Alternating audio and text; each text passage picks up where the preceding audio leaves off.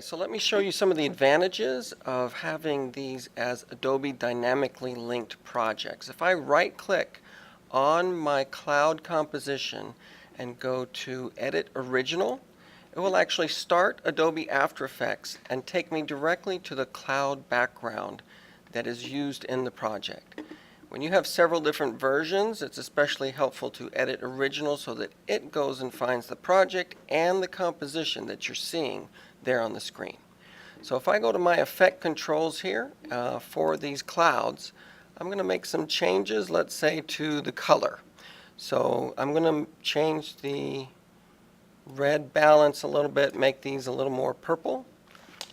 Press Control S, save my project, and when I go back over to Premiere, you're going to see the color change over here. Same thing with the star background. I can right click and edit original. After Effects is already open, so it just took me to the star background there, and you can see that I've got blue stars.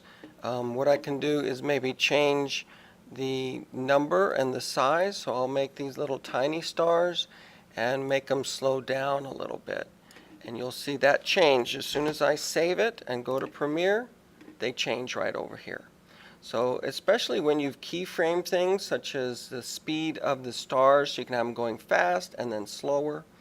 All sorts of things can be keyframed to make those changes. The speed of your clouds, maybe you want it to go faster and then slow down when we pause right there, and then go faster as the clouds get fainter and fainter. There's all sorts of things that you would be able to do. And one of the advantages now of having After Effects open with that project is we can add compositions to it by going to Adobe Dynamic Link New After Effects Composition. And today I'm going to make a very simple title to put at the beginning. Over here in the After Effects you can see it says Big Bertha Video Linked Comp 01. Not the best name for it, but we're just going to go ahead and make some changes to it, add some words in. So one of the things that we can do is go to Composition Settings, and because what we have in the background is clouds, I could approximate what that color is going to be so that my color of my text really shows up. The other thing I'm going to do is I really just want a 5-second text, so I'm going to go ahead and change the duration to 5 seconds. Okay, so like a lot of the different programs, there's a T for typing tool at the top, and I'm going to draw a box where I want my words to appear. So I'm going to type Big Bertha Rocket Launch. So let's look at some of the text options over here on the right. We can click on the font size, and it's not changing anything because it's not selected, so that's something that throws people off. We can make this font larger. We can click inside here and then change until we find the size and font that we really like. We can center it. We can make it left, right, or even justified, which doesn't look too good in this case. So I'm just going to center Big Bertha Rocket Launch and maybe move it down and center it a little bit that way. So there's a couple other things that we can do to make this look nice. One is to right click on the text layer and go to Layer Styles. Layer Styles, you may remember some of these from Photoshop. We can actually bevel and emboss our text, but in order to make changes to it, we have to actually find the blending options down here for bevel and emboss. So if this is hidden, you'll have to open it up, open up the options for bevel and emboss, and I can play with the size and increase or decrease the bevel. Same thing for things like making it glow, perhaps a nice drop shadow. Let's try that. Right click, blending, layer style, drop shadow. The drop shadow that's there is pretty small, so I'll increase the distance. And if you do that, you'll also want to soften it up with the size. So now we can see what it looks like with and without that drop shadow. Might look good on the clouds, might not. Let's go find out. I'm going to click Control S Save and go over to Premiere, and you can see I have my big, let's see, linked composition. I'm going to put it right here at the beginning. It's a little slow. There it is, Big Bertha Rocket Launch.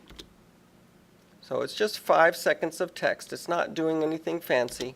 So let's go back and fix that. I'm going to go back to After Effects, and on here I'm going to go to Animation and Browse Presets. This is going to open up a third program called Bridge. And Bridge has a number of animations that you can do for text. So I'm going to click over here on the text folder. And let's just start with the first one, 3D text. So these are all different preset animations that will show a preview over here on the right-hand side of what it's going to look like. So you can check out all of these different ones. I would really like you to become familiar with them because you'll be choosing these based on what you want it to do in your different projects. So much like the transitions in Premiere, where you want to kind of know what's available so that you have that option. For example, you may want to do a 3D rotating texture on a path. If you can imagine a globe in the middle there, or standing there with these words going around you. So there's a whole lot here for you to experiment with. So if I just pick one of these where it comes into position, I'll double click. It will add that effect to my text, makes it disappear. I'm going to press play, and we can see the words come in. Now, if this doesn't do what you want it to, there are some options sometimes. By pressing U, I can see keyframes. In this case, why yes, I could make that happen a lot quicker. In the first 1 second, those letters will all come in within that 1 second. So let me go back and watch that real time. You don't always have these simple options. So if it doesn't work the way you want to, Control Z, undo until the effect has been removed, and then go back to Bridge and try something else. So here's another one. They come in all kind of weird angles. Notice that we're at full resolution, so this is taking a little bit of work to render. So that all happens within 2 seconds. Let's watch that again in real time. Pretty nice. So we can go ahead and Control S save, go back to Premiere, and now we've got clouds and fancy text. Now once again, it isn't rendered, so it happens rather choppily, but we did see what the preview is like. We had an idea of what a light color background would do for our words. We see the drop shadow. So that's adding some text very easily in a fancy way to our rocket launch. Now it's possible we may want those words to leave in a special way as well. That's getting into somewhat advanced, but you can always take a transition and have them fade or move or do something else. For example, we have the rocket actually coming up. So let's go and look for the video transition called push. And we're going to push these words. Now the default push direction is over to the right, so I'm going to click on it and look at this little arrow and say, actually, I want it to launch up, so that before Big Bertha comes, or maybe with Big Bertha, if I were to make it a little longer, the rocket could seem to push those words right off the screen. So that's a way of doing much nicer titles very easily in After Effects, but including them in your Premiere project with very little effort. So we're going to do some of that same stuff here at the end. I'm going to look for some really special ones that we'll be able to incorporate into the end. Now if we wanted our stars to last longer, put credits. I'd really like to see some of you putting some of the technical information for this rocket, how high it can go, how fast it moves, what kind of engines will fit in it, when it was made, who invented it, all sorts of possibilities to research and give some information instead of just saying, hey, thanks for watching. But that's my idea. What will you come up with?